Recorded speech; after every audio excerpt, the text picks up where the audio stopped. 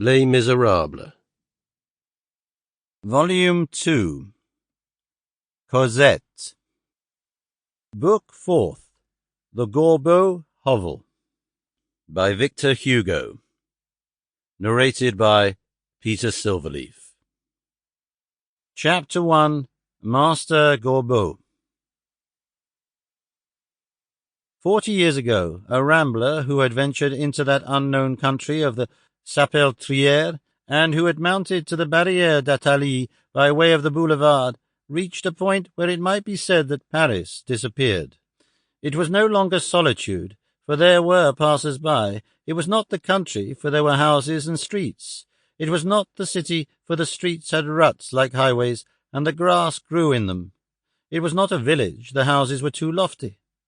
What was it then? It was an inhabited spot where there was no one. It was a desert place where there was someone. It was a boulevard of the great city, a street of Paris more wild at night than the forest, more gloomy by day than a cemetery. It was the old quarter of the Marche aux Chevaux.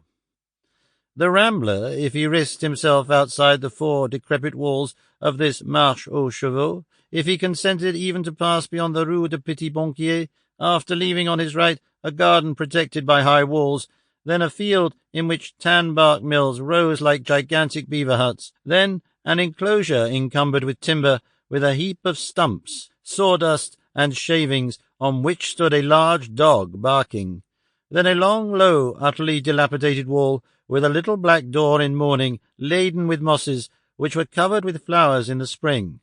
Then, in the most deserted spot, a frightful and decrepit building, on which ran the inscription in large letters, Post No Bills.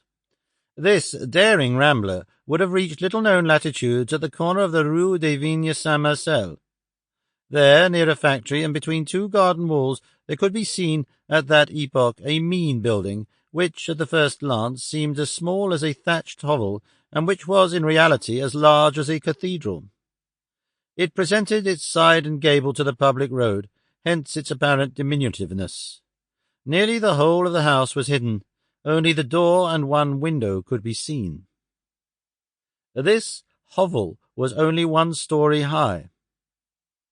The first detail that struck the observer was that the door could never have been anything but the door of a hovel, while the window, if it had been carved out of dressed stone instead of being in rough masonry, might have been the lattice of a lordly mansion.